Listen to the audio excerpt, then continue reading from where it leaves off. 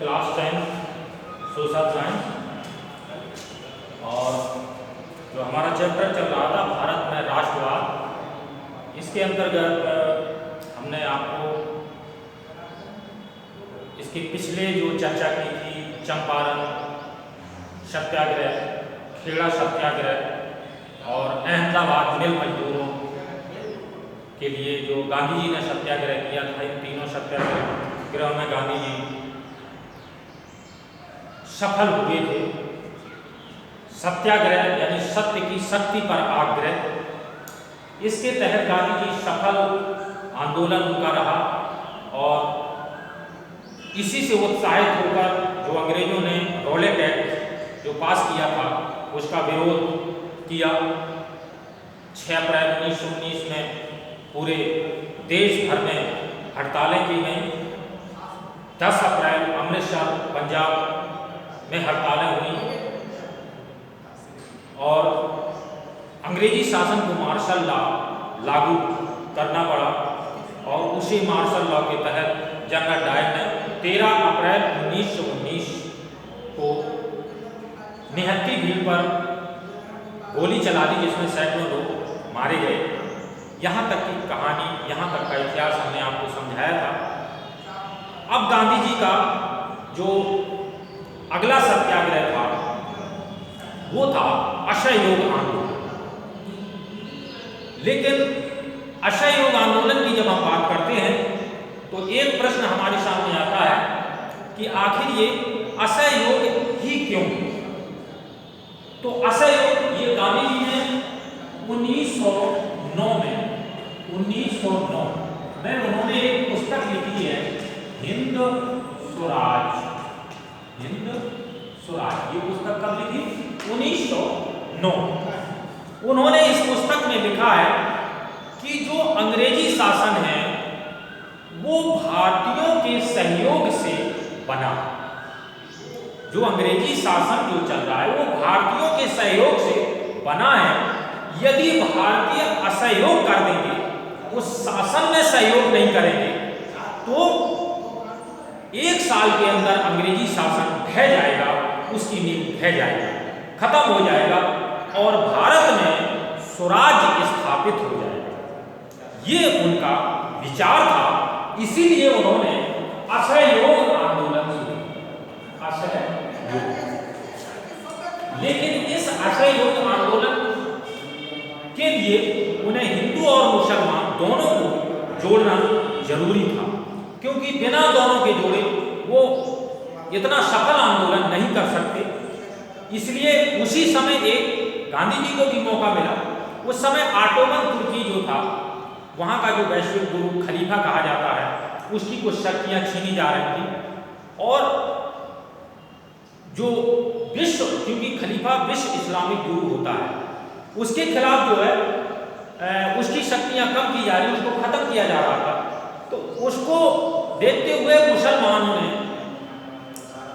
अंग्रेजों के खिलाफ खिलाफत करना शुरू कर दिया और गांधी जी को मौका भी था कि खिलाफत और असहयोग एक साथ चलाया जाए। इसके तहत उन्होंने सितंबर 1920 में कांग्रेस के कलकत्ता अधिवेशन में नेताओं को इस बात पर राजी कर लिया कि खिलाफत और स्वराज एक साथ चलाया जाए। तो खिलाफत और असहयोग एक साथ चलाया जाए तो इससे स्वराज के लिए हमें स्वराज प्राप्त हो जाएगा। किस अधिवेशन? 1920 कलकत्ता अधिवेशन। ठीक है। और इसके बाद दिसंबर 1920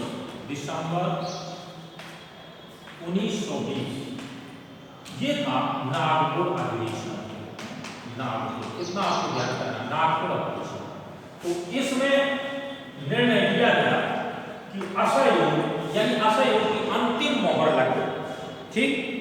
अब हमने असहयोग किस तरह का किया, उसके लिए आता है कि हमने जो अंग्रेजी सरकार की जो पदवियां थी उनको लौटा दी। सरकारी नौकरियों में सेना, पुलिस, अदालतें, वैधानिक परिषदें, स्कूल स्कूल और विदेशी वस्तुओं का सभी का बहिष्कार किया गया। यानी सेना में भर्ती, यानी सेना में जाने से इनकार कर दिया, पुलिस में भर्ती होने से इनकार कर दिया, अदालतों में जाना से मना कर दिया, और जो विधायी परिषदें हैं वो भी छोड़ दी। अपने बच्चों को स्कूल नहीं भेज रहे थे। विदेशी वस्तुओं का पूरी तरह बहिष्कार किया गया। 1920 को गर्मियों में गांधी जी और शौकत अली के लिए इस तरह का समर्थन जुटाने में तमाम तरह की उन्होंने यात्राएं की। यानी शौकत अली और गांधी जी मिलकर इसको सफल बनाने में उन्होंने बहुत सी यात्राएं की, और इन यात्राओं के तहत उन्होंने जो है इसको असहयोग को सफल बनाने का पूरी तरह प्रयास किया। लेकिन यह असहयोग आंदोलन, जैसे हम देखते हैं कि अलग अलग जगह, जैसे ग्रामीण क्षेत्र और शहरी क्षेत्र, ग्रामीण क्षेत्र,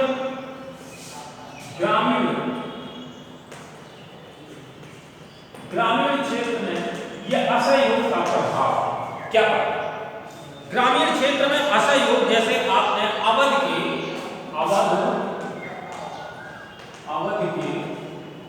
बाबा रामचंद्र इन्होंने किसानों के लिए, इन्होंने किसानों का नेतृत्व किया। अवध के बाबा रामचंद्र ने किसानों का नेतृत्व किया। ठीक, ये हो गया, इन्होंने नेतृत्व किया। और ये बाबा रामचंद्र कौन थे? एक आपने सुना होगा गिरमिटिया मजदूर। गिरमिटिया मजदूर वो हुआ करते थे जो औपनिवेशिक शासन काल में एक विशेष अनुबंध यानी एग्रीमेंट उनका हो जाता था, और ये फिजी, गयाना, वेस्ट इंडीज आदि ये भेजे जाते थे विशेष एग्रीमेंट पर, और इनको गिरमिटिया मजदूर बोला जाता था। तो बाबा रामचंद्र वहीं से निकल कर आए थे गिरमिटिया मजदूर के रूप में।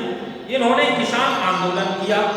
आदिवासी किसानों ने भी अल्लूराम सीताराम राजी, अल्लूरी सीताराम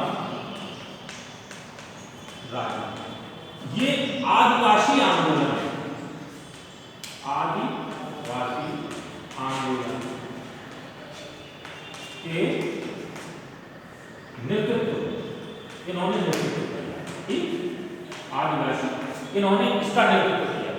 तो हम देखते हैं कि जो असहयोग है अलग अलग जगह इसका अलग अलग क्या कहते हैं विचार थे। ये जो असहयोग आंदोलन था वो अपनी जगह अलग अलग, जैसे ग्रामीण क्षेत्रों में किसानों ने विरोध किया, और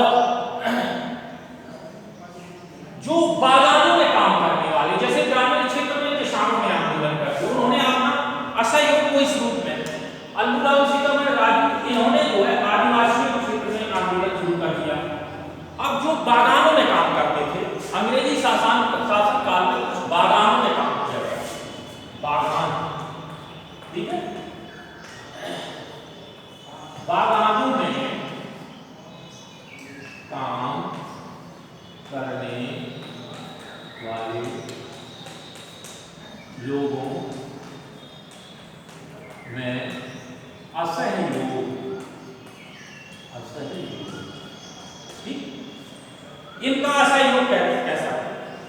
जब उन्होंने देखा कि अंग्रेजों के खिलाफ असहयोग किया जा रहा, तो बागान में जो काम करने वाले थे उनको कहीं जाने की इजाजत नहीं थी, वो बागान में ही उनको रहना पड़ता था, वो अनुबंधित रहना पड़ता था, घर नहीं जा सकते थे, कहीं नहीं निकल सकते।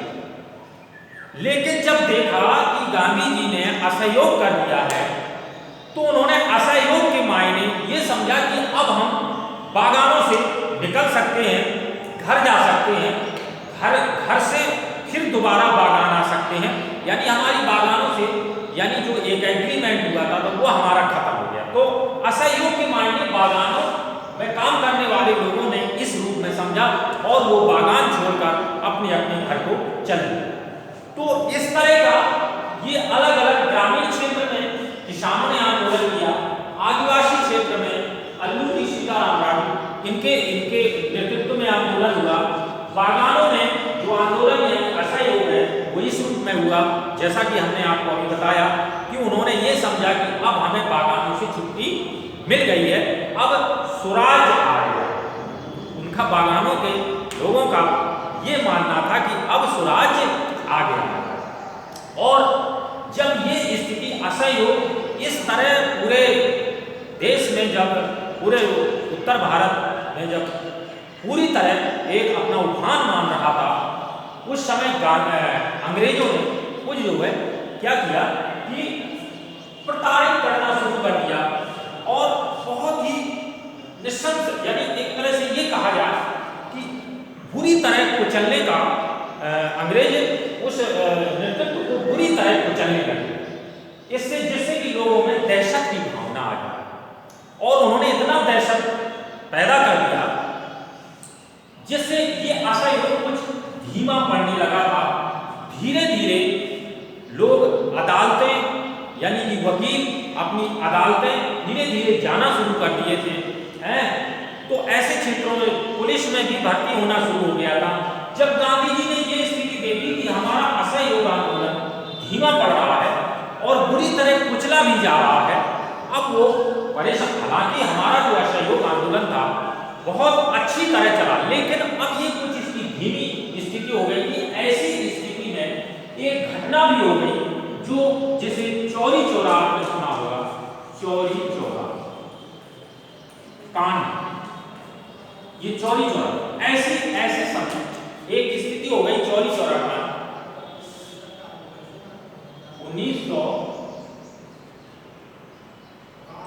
5 फरवरी 1919। ठीक, ये जो चौरी चौरा कांड हुआ, ये चौरी चौरा कांड उत्तर प्रदेश गोरखपुर जिले में चौरी चौरा नामक एक गांव है, वहां पर ये घटना हो गई। एक थाने में उग्र भीड़ में, क्योंकि जो अंग्रेज थे वो बुरी तरह इस आंदोलन को कुचल रहे थे, तो भीड़ इतनी उग्र हो गई, उसने एक थाने में जाकर उस थाने में आग लगा दी। वहां हवलदार साहब यानी दरोगा साहब और 20-21 सिपाही जो जल गए, यानी खत्म हो गए। इस घटना को देखते हुए गांधी जी ने ये जो हमारा जो आपका असहयोग आंदोलन था, इस असहयोग आंदोलन को स्थगित कर दिया। तो जो हम असहयोग आंदोलन की घटना चौरी चौरा कांड, यानी असहयोग आंदोलन क्यों स्थगित किया, तो चौरी चौरा कांड को लेकर स्थगित किया। लेकिन इस स्थगित के पीछे सिर्फ चौरी चौरा कांड ही कारण नहीं था, इसके पीछे अन्य कारण भी थे। अन्य कारण क्या थे? जैसे कि असहयोग आंदोलन, इसको जो है अंग्रेज बुरी तरह कुचल रहे थे और आम नागरिक एक दहशत में आ रहे थे। और धीरे धीरे आंदोलन, जैसा हमने बताया, सेना में, पुलिस में, वैधानिक परिषदों में, अदालतों में, स्कूलों में धीरे धीरे लोगों का लौटना शुरू हो रहा था। ये सब देख इससे भी गांधी जी क्षुब्ध हुए और उन्होंने इस असहयोग आंदोलन को वापस ले लिया। हालांकि इस आंदोलन जब ये वापस लिया गया तो इससे जो कांग्रेस के बड़े नेता थे उन्होंने इसका बड़ा विरोध किया। सुभाष चंद्र बोस, जवाहरलाल नेहरू है, इन्होंने बड़ा विरोध किया और बहुत गांधी जी से क्षुब्ध हो गए, नाराज हो गए। उनका विचार, उन्होंने कहा था कि यदि कश्मीर में एक घटना हो जाती है, यदि कश्मीर में एक घटना हो जाती है तो उसका भुगतान कन्याकुमारी को क्यों भोगना पड़े। यानी कश्मीर से कन्याकुमारी एकदम अपोजिट है। यदि कन्याकुमारी या कश्मीर में कोई घटना हो जाती है, मान लीजिए कश्मीर में कोई घटना हो गई, तो कन्याकुमारी को उसका भुगतान क्यों भोगना पड़े। और यदि एक घटना कोई अगर चौरी चौरा कांड हो गया तो इसका पूरे देश को क्यों वो होना पड़े। इस यानी चौरी चौरा कांड के कारण हम जो असहयोग क्यों वापस ले रहे हैं। ऐसी घटनाओं पर असहयोग आंदोलन वापस नहीं लेना चाहिए। तो आज ये हमने जो आपको असहयोग आंदोलन पढ़ाया, तो असहयोग आंदोलन के आपको थोड़ा सा कार्यक्रम अपनी किताब से देखना है। उसमें लिखा होगा असहयोग आंदोलन के कार्यक्रम क्या है। तो कार्यक्रम, चूंकि असहयोग आंदोलन जो था वो एक ऐसा नहीं था कि हम जो है बहुत तगड़े हो हल्ला आंदोलन करें, सड़क पर उतर जाए, ऐसा कुछ नहीं था। ये तो हमें असहयोग, यानी कि जैसे हम उनके विद्यालयों में पढ़ने नहीं जाएंगे, हम उनकी अदालतें ज्वाइन नहीं करेंगे, हम सेना में नहीं जाएंगे, हम पुलिस में नहीं जाएंगे, हम स्कूल जो है उनमें नहीं, यानी कि हमें असहयोग, हम यानी विदेशी कपड़ों का हम बहिष्कार करेंगे। इस तरह की जो घटनाएं थी वो हमें करना था। तो अपनी पुस्तक से आप इसके कार्यक्रम पढ़िए और फिर असहयोग आंदोलन की जो घटनाएं हैं और असहयोग आंदोलन किस तरह का ये प्रभावित हुआ, ग्रामीण क्षेत्र, शहरी क्षेत्र, बागानों में, इस तरह का हमें देखना है। और एक बार पढ़ाने के बाद जो आप वीडियो देख लेते हैं तो किताब से भी जरूर अध्ययन किया करें, तो आपको और क्लियर हो जाएगा। आज का टॉपिक यहीं तक।